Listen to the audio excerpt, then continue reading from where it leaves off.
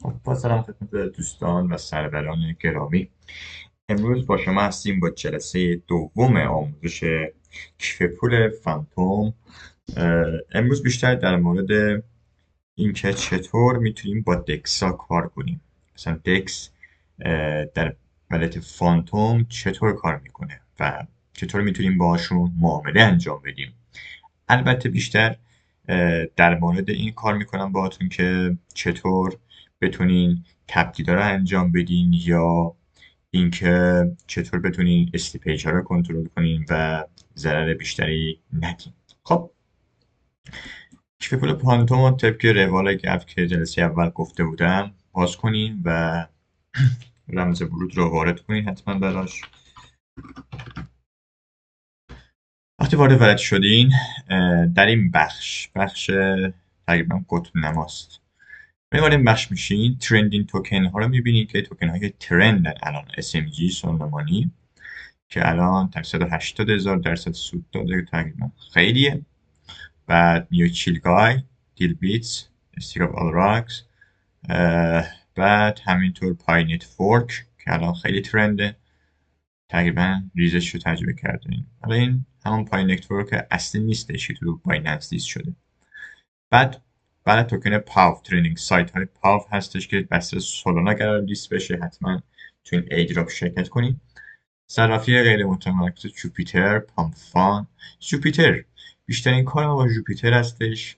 بعد رادیومه که برای تقریبا ارزهای بستر سولانا هستش. خب برای وارد این بخش شدیم، بخش سایت و توکن کالکشن. بخش سایت میزنیم، بعد اینجا تمام نرم افزارها و صرافی‌ها غیر متمرکز میبینید که هستش که بهترینشون جوپیتره. ما با جوپیتر کار داریم چون نقدینگی بیشتری داره و والت هم اینجا کانکت شد برامون. حالا دیسکانکت انجام بدیم. خب قبل از این معامله انجام بدین باید اولش والت رو کانکت کنین. خب چطور والت رو کانکت میکنیم؟ حالا چطور انجام میگیره این کار؟ در این بخش کانکت والت هستش، تو گوشی هم هست، خیلی راحت میتونیم پیدا کنیم. خب ما والت فانتوم انتخاب میکنیم، سیف پل هستش، میتاماسک هست، تراست والت هست و سایر والت های مختلف. حالا با فانتوم کار داریم در این قسمت. فانتوم والت کانکت میشه. در این بخش اسپات، ترنچز، پرپچوال و مور که حالا اینجا هستش، یا این کار نداریم ما اصلا هیچ کدومشون. حالا ترنچ بخشش میگیم که در این بخش ما میگیم مثلا توکن یا سرچ میکنیم در این بخش، مثلا پاپ کت نمونش میریم داخلش. در بخش ترنچ ما نمودارم داریم الان. خب قبلا این نبود، حالا آپدیت داده. نمودارم در دسترس ماست و میتونیم همینجا در لحظه خرید فروش رو انجام بدیم و مشخصات ارز، امنیتش یا حتی والیوم و لیکویدیتی و همه چیز به ما نشون میده در این بخش. مثلا مارکت کپش 233 میلیون دلاره، والیوم 24 ساله 6 میلیون دلار مثلا. بعد لیکویدیتیش 4 میلیون دلار، هولدراش 34 کا هستش. و چک لیستش، امنیتش میشیم حالا بزنیم روش. از سه تا دو تاش خوبه. تاپ 10 هولدرش مثلا مشکل 15%. حالا این یک باگ امنیتیه، پاپکته. حالا خودش توضیح میده اینا. والیوم 24 ساعته و این هم که مهمه. الان میبینید که در لحظه چه تراکنش‌هایی در این ارز انجام گرفته و کیف پولایی که خرید زدن.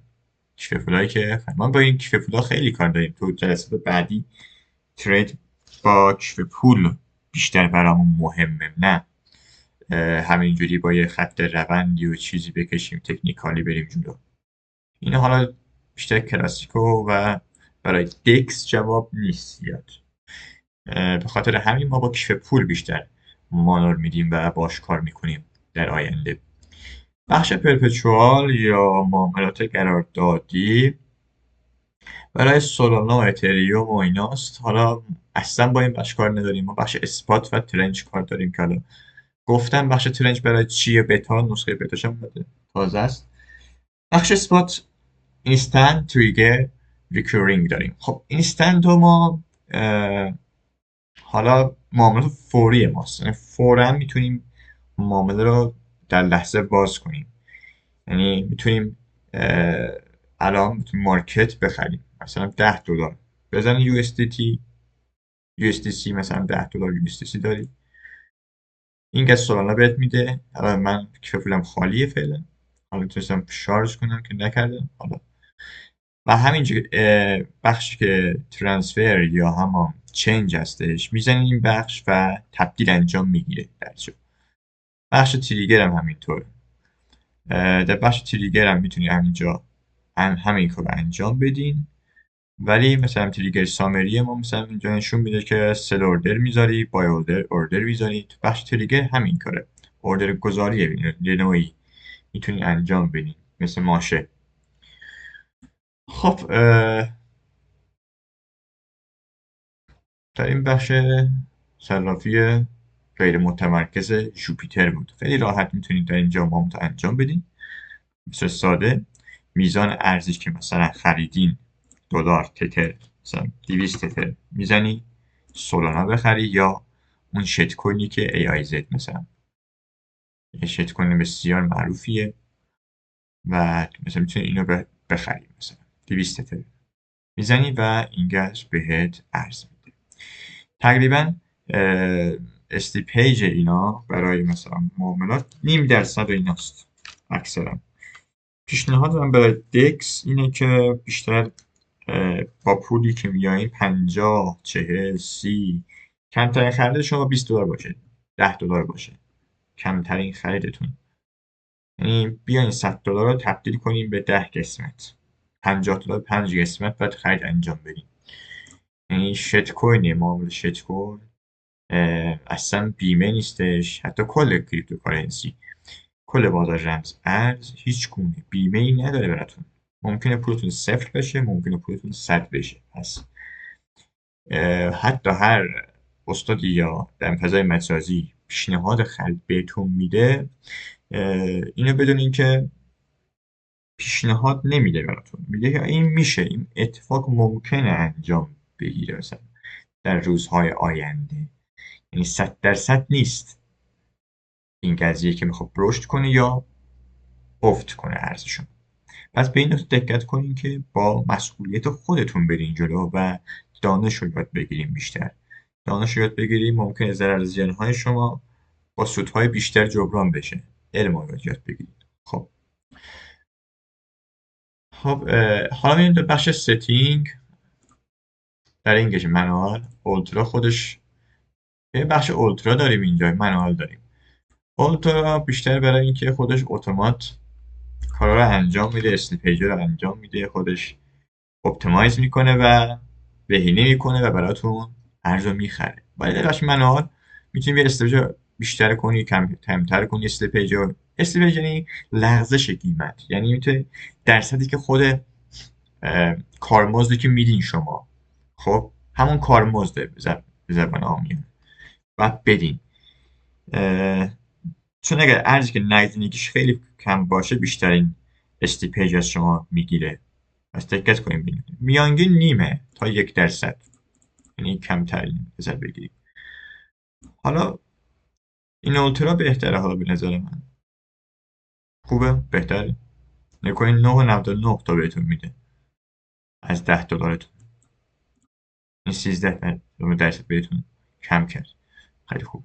خب این از بخش جوپیتر. بازم میرم ولت. حالا این موضوعی که مونده نمونده، اضافه بگیم اضافه نگیم، نه دیگه چیزی نیست در مورد ولت فانتوم. ما با ولت فانتوم فقط ارزهایی که بستر سولانا هستن رو معامله میکنیم. تازگی ها سویی هم اضافه شده در اینجا. به نظر من حالا فانتوم باشه فانتوم و بستر سولانا با ارزش کار کنیم بهتره. سولانا روی فانتوم بهتره. حتی سیف بره، البته سیف پر با کل ارزش مثل بی ام بی و سولانا و سویی و سونیکو میتونید باش کار کنین. سیف پر الان گسترده تر شده، بهتر از فانتومه. ولی من برای سولانا بیشتر فانتوم پیشنهاد میدم بهتون که کاربردی تره برای کارهای دکس دیسنترالایز اکسچنج. صرافی جوپیتر. از پیشنهاد از صرافی جوپیتر هستش برای دکس. بعد به زودی هم جلسه سوم با سیف پل شروع میکنیم. بعد میریم به سمت ابزارهای دکس و ابزارها هم توضیح میدیم بهتون که تمامی ابزارها رو تو 2-3 جلسه آموزش میدیم. بعد کار رو شروع کنیم به زودی. خب خسته نباشین. این هم از دوره کوتاه ما. انشالله موفق و پیروز باشید. خدا نگهدار.